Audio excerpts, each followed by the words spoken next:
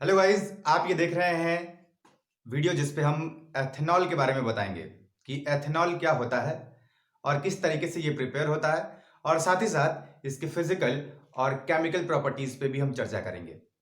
लेकिन गाइस, इससे पहले हम एथेनॉल के इंट्रोडक्शन पे बात करेंगे कि क्या होता है एथेनॉल का इंट्रोडक्शन, क्यों आखिर इसका नाम एथेनॉल ही है। तो इसका जवाब आपको मिलेगा नॉमेनक्लेचर में। नॉमेनक्लेचर यानी कि अगर कोई भी कंपाउंड अगर आपको दिया जाए तो इसके आधार पर आप किस तरीके से उसका नाम रखेंगे, जो कि आईयूपीएसी इस चीज को डिसाइड करती है। तो गाइज, यहां पे एथेनॉल जो होता है यानी कि C2H5OH, अगर इसका स्ट्रक्चर बनाए तो ये किस तरीके का बनेगा, आप यहां पे देख रहे होंगे कि एक कार्बन एक और कार्बन, तो हो गया दो कार्बन, और इन कार्बन से पहले वाले कार्बन से 3 हाइड्रोजन जुड़े हुए हैं, वहीं दूसरे वाले कार्बन में 2 हाइड्रोजन और एक OH जुड़ा हुआ है। OH क्या है? OH है एक फंक्शनल ग्रुप, है ना। और OH फंक्शनल ग्रुप लगते ही आप ये जान गए होंगे कि लास्ट में क्या लगेगा, यानी कि सफिक्स क्या लगेगा, OL यानी ऑल। लेकिन सबसे पहले बात करें तो कार्बन कितने हैं? दो, और दो कार्बन के आधार पर हम लिखते हैं एथ। और क्योंकि हर जगह सिंगल बॉन्डिंग है, कार्बन से कार्बन के बीच में सिंगल बॉन्डिंग दिख रही है, तो इसके लिए हम लिखते हैं एन, तो एथेन, और प्लस लास्ट का सफिक्स और वो हो जाता है ऑल। लेकिन ये क्या हो जाता है कि वावेल हट जाता है, ये पहला वाला, इसलिए ये हो जाता है एथेनॉल। तो आपको इसका जवाब मिला होगा कि किस तरीके से C2H5OH का नाम एथेनॉल होता है। इसके लिए आपको बहुत ही अच्छे तरीके से नॉमेनक्लेचर पढ़ना होगा। हमने बस थोड़ा सा आपको बता दिया कि किस तरीके से इसका नाम एथेनॉल होता है।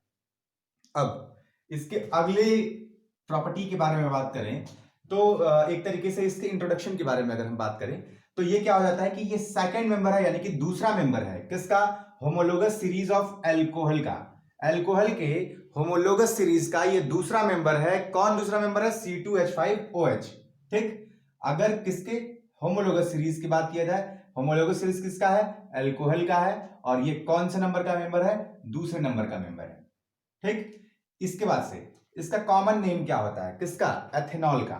एथेनॉल इसका कॉमन नेम नहीं है, ये आईयूपीएसी के आधार पर रखा गया नाम, यानी कि इसको बोलते हैं नॉमेनक्लेचर के अनुसार रखा गया आईयूपीएसी नेम जो है वो है एथेनॉल। लेकिन इसका कॉमन नेम होता है इथाइल एल्कोहल।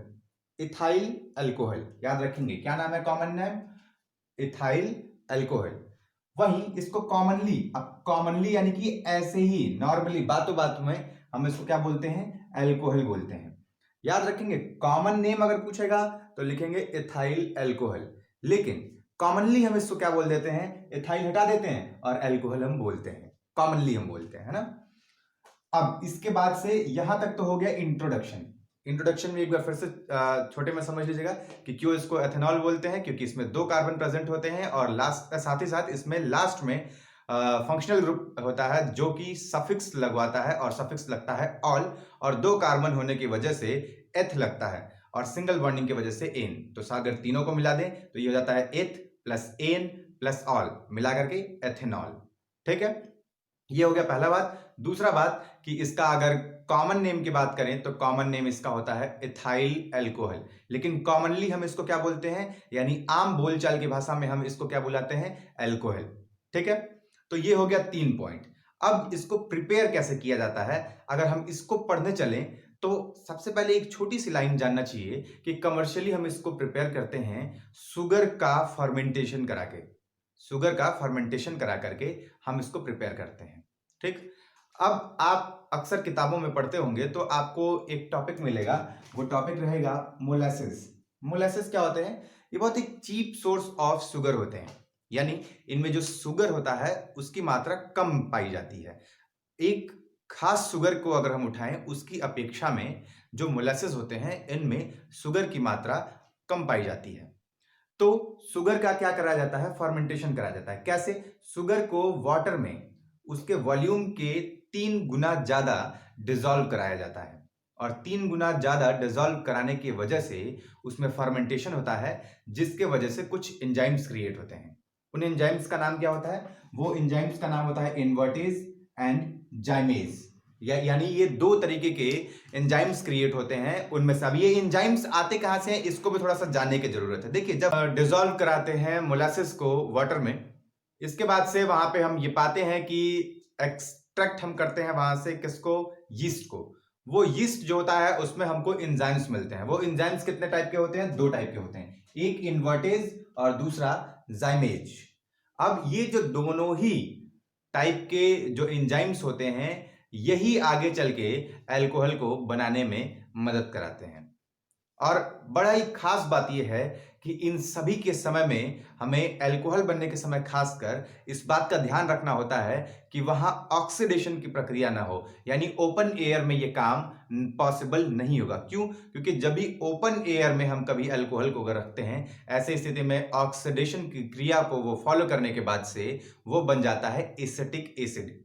एसिटिक एसिड यानी कि CH3COOH बन जाता है, जिसको हम आगे देखेंगे। लेकिन यहां पे आपको याद रखना होगा कि ऑक्सीजन के एब्सेंस में हम इन रिएक्शंस को कराते हैं ताकि हमें अल्कोहल मिले, न कि एसिटिक एसिड मिले।